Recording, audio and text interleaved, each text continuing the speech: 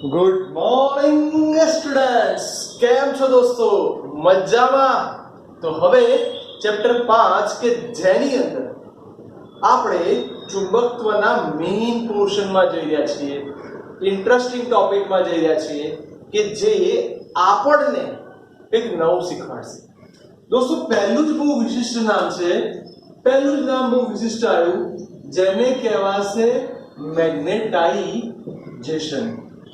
પ્રશ્ન એ થાય કે સર આ મેગ્નેટાઇઝેશન એટલે શું? નવા શબ્દો આજે બહુ આવશે, બધા શબ્દોને સમજીશું, નોટમાં લખીશું અને પછી એના દાખલા ગણીશું. તો પહેલો પ્રશ્ન, મેગ્નેટાઇઝેશન એટલે સૂત્ર કંઈક આવું છે, m નેટ ભાગ્યા v. દોસ્તો, સૂત્ર ઉપરથી વ્યાખ્યા બનાવો કે પછી વ્યાખ્યા ઉપરથી સૂત્ર બનાવો, બહુ ઈઝી કોન્સેપ્ટ છે. આને જોઈને હું આવી કઈક વ્યાખ્યા બનાવું કે સર છેદમાં v છે એટલે એકમ કદ દીઠ, કદ છેદમાં આવી ગયું. સ્મોલ m એટલે શું? તો મેગ્નેટિક મોમેન્ટ. તો એકમ કદ દીઠ મળતી ચોખ્ખી ચુંબકીય ચાક માત્રા. બસ મારી પાસે વ્યાખ્યા તૈયાર. એકમ કદ દીઠ મળતી ચોખ્ખી ચુંબકીય ચાક માત્રાને મેગ્નેટાઇઝેશન કહે છે. ચલો દોસ્તો, ફટાફટ આપણે વ્યાખ્યા તૈયાર કરી દઈએ. એકમ કદ દીઠ મળતી ચોખ્ખી ચુંબકીય ચાક માત્રાને મેગ્નેટાઇઝેશન કહે છે. ફરીવાર, એકમ કદ દીઠ મળતી ચોખ્ખી ચુંબકીય ચાક માત્રાને મેગ્નેટાઇઝેશન કહે છે. નવો શબ્દ આવ્યો. જ્યારે બી નવો શબ્દ આવે એટલે એનો એકમ વિચારવું પડે. સર, મેગ્નેટાઇઝેશન નો એકમ હતો એમ્પિયર ઇન્ટુ મીટર સ્ક્વેર. કદનો એકમ થાય મીટર ક્યુબ, એટલે આપણી પાસે એકમ તૈયાર થઈ ગયો એમ્પિયર ઇન્ટુ મીટર ઇન્વર્સ. આની સાથે એનું પારિમાણિક સૂત્ર પણ વિચારી લો તો એમ્પિયર એટલે A1, મીટર છેદમાં છે એટલે L-1. તો નવી ભૌતિક રાશિ આવી, એકમ મળી ગયો, પારિમાણિક સૂત્ર મળી ગયું. દોસ્તો, હવે હું જે કહું છું કે બહુ શાંતિ સાંભળવું પડશે કે મેગ્નેટાઇઝેશન છે એ ચુંબકીય પદાર્થનો, ધ્યાનથી સાંભળજો, પદાર્થનો આંતરિક ગુણધર્મ છે. This is an internal property of any magnet. કોઈ એના આંતરિક ના કે અને કે ના મારે વિશિષ્ટ ગુણધર્મ લખવો છે તો પણ આ જ થાય. નોલેજ માટે એક્ઝામમાં પૂછાય ના પૂછાય ઘણું વસ્તુ છે. નોલેજ માટે આપણે ભણી ગયા છે m બરાબર i a, રિપીટ, m બરાબર i a. આટાની સંખ્યા આપી હોય તો ના એ જ કોન્સેપ્ટ થયો, એ જ કોન્સેપ્ટ થયો. તમે આને કદ વડે ભાગી દો કારણ કે આ તમારી મોમેન્ટ થઈ ગઈ. એટલે સૂત્ર તો આનું આ જ રહી, સમજણ બી આની આ જ રહી. તમે એવું કહી શકો કે આ સાંભળજો, આ જે પ્રવાહ છે ને, આ જે પ્રવાહ એ એના આંતરિક ગુણધર્મના કારણે છે. આંતરિક ગુણધર્મ, એની અંદર કયું દ્રવ્ય છે, એટલે કે આ પદાર્થના દ્રવ્ય પર આધારિત છે. બોલો, તો આપણા મગજમાં મેગ્નેટાઇઝેશનની વાર્તા પૂરી. સર, આટલી વસ્તુ ઇનફ છે? હા, હજી આગળ જઈશું એમ એને વધારે સમજીશું. તો આનાથી એક નવા શબ્દ તરફ જાઓ, નામ છે સોલેનોઇડ. સર, આ તો ચેપ્ટર 4 માં બહુ બધી વાર આવી ગયું. દોસ્તો, સોલેનોઇડમાં શું કામ કરશે તો ધ્યાનથી જુઓ. સોલેનોઇડની અંદર જ્યારે પ્રવાહ પસાર કરીએ ત્યારે એની અંદર ઉદ્ભવતું ચુંબકીય ક્ષેત્ર, જેને હું B વડે દર્શાવું તો ખબર એ પડી B બરાબર B0 પ્લસ Bm. જો આને સદિશ રાશિ લખું તો આપણને આ ખબર પડી. સર, આ શું લઈને આવ્યા તમે? તો બેટા, જ્યારે સોલેનોઇડમાં પ્રવાહ પસાર કર્યો તો એની અંદર બે વસ્તુના કારણે ચુંબકીય ક્ષેત્ર ઉત્પન્ન થયું. આ જે છે B0 તમે એને μ0 એને લખી દો. તમને થાય સર આને શું લખાય? તો બેટા ચુંબકીય ક્ષેત્ર એ મેગ્નેટાઇઝેશનના સમપ્રમાણમાં છે. બોલો, ચુંબકીય ક્ષેત્ર એ મેગ્નેટાઇઝેશનના સમપ્રમાણમાં છે. એટલે જેમ જેમ ચુંબકીય ક્ષેત્ર વધશે એમ મેગ્નેટાઇઝેશન પણ વધશે. ચલે છે દૂર કરીએ તો Bm μ0m. આપ સૌ જાણીએ છીએ કે જ્યારે સમપ્રમાણતા અચળાંક ખસે પણ ચુંબક હોય તો μ0 આવે. જ્યારે આ જે છે ને આવ્યું એ પાછો એક નવો શબ્દ લઈને આવ્યું કે આ જે ni છે એ બાહ્ય પ્રવાહને કારણે છે.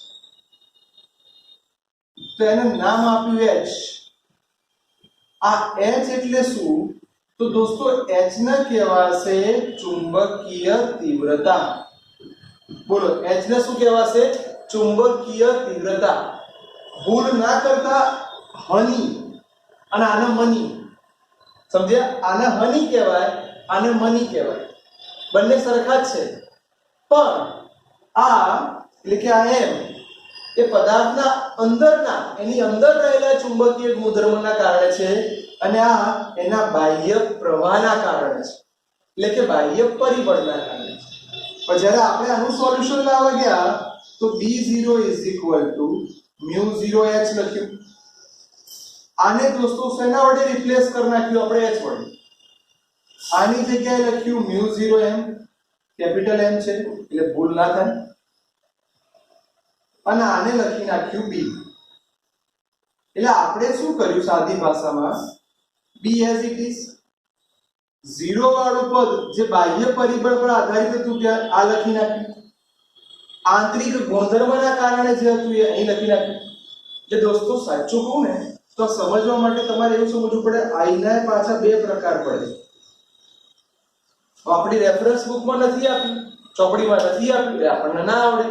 તો દોસ્તો આવું યાદ રાખજો, પ્રવાહનો બે પ્રકાર પડ્યો. એક બદ્ધ પ્રવાહ અને આ જે છે એને કહેવાય મુક્ત પ્રવાહ. કેમિસ્ટ્રીની ભાષામાં કહું તો આ ફ્રી ઇલેક્ટ્રોન્સના કારણે થાય અને આ પેલા બાઉન્ડ ચાર્જીસ બંધન કરતા વિદ્યુત ભારણના કારણે થાય. તો આપણે ટોટલ પ્રવાહ મળે.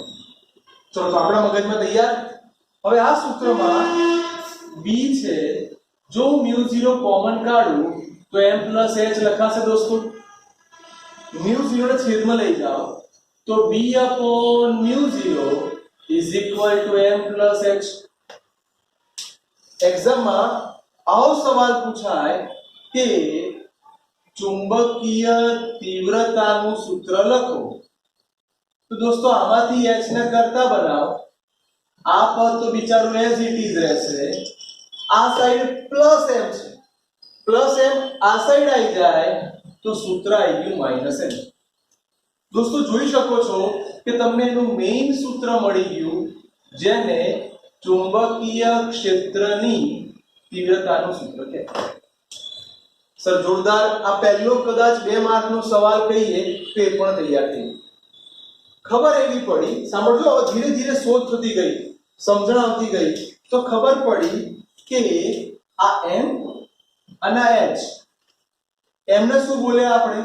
તેમને બોલ્યા મેગ્નેટાઇઝેશન. h ને શું બોલ્યા? h ને બોલ્યા ચુંબકીય તીવ્રતા. દોસ્તો ખબર એવી પડી કે આ બંને પણ એકબીજાના સમપ્રમાણમાં છે. સમપ્રમાણમાં છે એટલે સિમ્બોલ લખ્યો ચલે છે.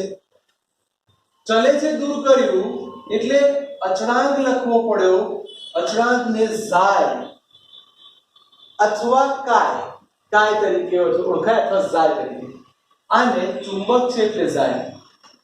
દોસ્તો આવું યાદ રાખજો, ઝાયમને કહેવાય મેગ્નેટિક સસેપ્ટિબિલિટી.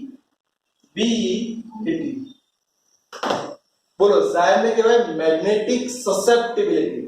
ઝાયમ મેગ્નેટિક સસેપ્ટિબિલિટી. આ ભૌતિક રાશિ એકમ રહિત છે. આ ભૌતિક રાશિ એવી છે કે એનો એકમ કે પારિમાણિક સૂત્ર હોય નહીં. સર આ ઝાયમ તો ઝાયમના આધારે ફ્યુચરમાં આપણે એક બે ક્લિપ પર ભણીશું કે આના આધારે પદાર્થોના પ્રકાર પડે. ચુંબકના પદાર્થના પ્રકાર 3 પડશે, પેરા, ડાયા અને ફેરો. એ આના આધારે ખબર પડી કે આ વ્યક્તિના કારણે ભાગ પડે. પણ ત્યાં સુધી જતા પહેલા આ સૂત્રને આપણે ઉપરના પદમાં કઈ રીતે ઇન્વોલ્વ કરી શકીએ એ આપણે વિચારીએ છીએ. તો મેં એવું વિચાર્યું કે આપણે સૂત્ર તો છે જ, આ લખી નાખો. ચલો, તો B ઇઝ ઇક્વલ ટુ અથવા B upon μ0 is equal to m plus h. હવે m લખ્યા પછી મેં કીધું m ને ભૂસી કાઢો. જો આપણે m ને ભૂસી કાઢીએ તો દોસ્તો m ની જગ્યાએ આપણે શું લખી શકીએ? તો m ની જગ્યાએ ઝાયમ h લખાય. જોજો કેટલું સરસ કામ થઈ ગયું. તો B અપોન μ0, આ બંનેમાંથી h કોમન 1 પ્લસ ઝાયમ. હવે વાત શું થઈ કે μ0 ની સામે લઈ જાઓ તો B is equal to μ0h 1 plus ઝાયમ. સો હવે કઈ આઈડિયા આવે છે કે હવે શું કરીશું? યસ, અગત્યની વાત છે. જો B અપોન h લખશો, ધ્યાનથી સમજજો, તો આ પદ રહ્યું μ0 1 પ્લસ ઝાયમ, હે ને દોસ્તો? આને કહેવાય μ0. યાદ કરો, ભણી ગયા છે μ0 ચેપ્ટર 4 માં આવી ગયું, 5 માં આવી ગયું, જેને કહેવાય શૂન્યાવકાશની પરમિએબિલિટી. જેને mu છે એને કહેવાય દ્રવ્યની જો આપણે ખતરનાક ગુજરાતી લખીએ છીએ પરમિએબિલિટી. આને શું કહેવાશે? દ્રવ્યની પરમિએબિલિટી. દોસ્તો એક સરસ સૂત્ર તૈયાર થઈ ગયું, mu બરાબર μ0 1 પ્લસ ઝાયમ. હવે મને પાછું કંઈક નવું વિચાર આવ્યો, કંઈક નવો કોન્સેપ્ટ વિચાર્યો. નીચે લાવો. તો μ અપોન μ0, જેને મેં સિમ્બોલ આપ્યો μr. હવે પ્રશ્ન થાય સર આ μr એટલે શું? તો તમને ખબર પડી જવી જોઈએ, આ એપ્સિલોન અપોન એપ્સિલોન 0 ભણી ગયા હતા એમ μ અપોન μ0 એટલે μr, જેને કહેવાય સાપેક્ષ પરમિએબિલિટી. તમે જુઓ μ ના કારણે કેટલા બધા શબ્દો આવ્યા. એટલે મેં લખ્યું ને ઝાયમ સુધીની સફર. કેમ? ત્યાં સુધીની સફર થઈ, ઝાયમ આવ્યો, ઝાયમ ઉપરથી μ આવ્યો, μ એકલો ના રહ્યો, μ ઉપરથી સાપેક્ષ આવ્યો, અને પછી આનોય ભાઈબંધ આમાં એડ થઈ ગયો, જેનું નામ છે km. આ km શું પાછું? તો તમે જો ધ્યાનથી જુઓ ને તો ચેપ્ટર 1 નું જ કોપી પેસ્ટ થાય છે. ખાલી ચેપ્ટર 1 માં શું હતું જો તમને સમજાવવાનો ટ્રાય કરું. ચેપ્ટર 1 એપ્સિલોન અપોન એપ્સિલોન 0, આને આપણે કહેતા હતા એપ્સિલોન r, આને કહેતા હતા એકલું k. દોસ્તો આને સમપ્રમાણતા અચળાંક જે આપણે વિદ્યુત શાસ્ત્રમાં કહેતા હતા એમાં અહીંયા km આવ્યું. તો પ્લીઝ આ h નહીં આવે, પ્લીઝ આ MCQ માટે આટલો ભાગ MCQ માટે મોસ્ટ ઇમ્પોર્ટન્ટ. પ્લીઝ આ સૂત્ર 2 વાર લખી રાખજો, MCQ માં ખૂબ ઉપયોગી છે. સર આવી ખબર પડી ગઈ. હવે તો દોસ્તો હવે જો આને હજી થોડુંક સારું લખું ને તો જો આપણા સૂત્રમાં જતા રહીએ તો B upon h is equal two mu. હવે સર mu છે તો ધ્યાનથી જોજો બેટા, B h સામે આ mu. આ જગ્યા કેમ રાખી સર? કારણ કે હવે હું ખાલી આ લોકોને ધ્યાનથી જોઉં, આટલા ભાગને. મારી પાસે ભાગ તૈયાર છે કે mu upon μ0 is equal to μr. તો જો mu ના કરતા બનાવું તો μ0 ઇન્ટુ μr. દોસ્તો mu ની જગ્યાએ μ0 μr લખાય. હવે થાય સર તમે સૂત્રોમાંથી ગોળ ગોળ જબડા ફરી જાવ છો. દોસ્તો આ જ મજા છે. આ થિયરી 2-3 વાર લખશો એટલે તમને ખબર પડશે કે આની જગ્યાએ આની કિંમત આવશે, આની જગ્યાએ આની કિંમત આવશે. એટલે ફાઇનલી તમારી પાસે એક અગત્યનો શબ્દ અહીં ઉભો રહી ગયો આયન. દોસ્તો આ પણ તમને એમસીક્યુ અને દાખલા માટે ઇમ્પોર્ટન્ટ શબ્દ મળી ગયો કે B = μ0 μr h, અને h એટલે તમને યાદ હશે h બરાબર હની. આ હની, આ મની, તો h બરાબર હની. સર હજી થોડું ડીપમાં સમજાવો. દોસ્તો હવે કેટલાક ઇમ્પોર્ટન્ટ શબ્દો ચાલુ થાય, જેમ કે હું એવું કહું શૂન્ય અવકાશની વાત કરીએ તો શૂન્ય અવકાશની અંદર મેગ્નેટાઇઝેશન ના હોય. જો મેગ્નેટાઇઝેશન ના થાય તો ઝાયમ બી 0 થઈ જાય. એટલે ધ્યાન રાખજો, શૂન્ય અવકાશની અંદર ક્યારેય ચુંબકીયકરણ થાય નહીં. એનું મેગ્નેટાઇઝેશન 0 કહેવાય, એની મેગ્નેટિક સસેપ્ટિબિલિટી પણ 0 કહેવાય. और તમને ત્યાં જરા સસેપ્ટિબિલિટી બહુ જોરદાર છે. હા દોસ્તો, આ ઝાયમના આધારે જ પૃથ્વી પરના પદાર્થોના પ્રકાર પડ્યા. આના આધારે જો આનું મૂલ્ય નાનું અને ઋણ હોય તે પદાર્થોને કહેવાયા ડાયા મેગ્નેટિક પદાર્થ.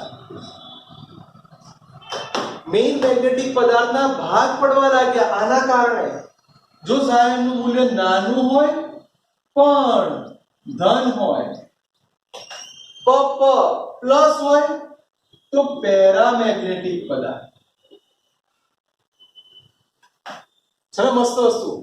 અને જો ઝાયમનું મૂલ્ય ધન અને મોટું હોય, મોટું એટલે દોસ્તો વધારે હોય, તો એને કહેવાશે ફેરોમેગ્નેટિક પદાર્થ.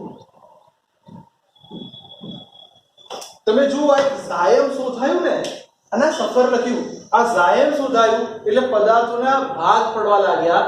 આપણે કેટલાકને પેરા કહીશું, કેટલાકને ડાયા કહીશું અને કેટલાકને ફેરો કહીશું. દોસ્તો મોસ્ટ ઇમ્પોર્ટન્ટ, આ રીતે ક્યાંય નહીં મળે. પ્લીઝ આને 2-3 વાર વ્યવસ્થિત લખી દેજો.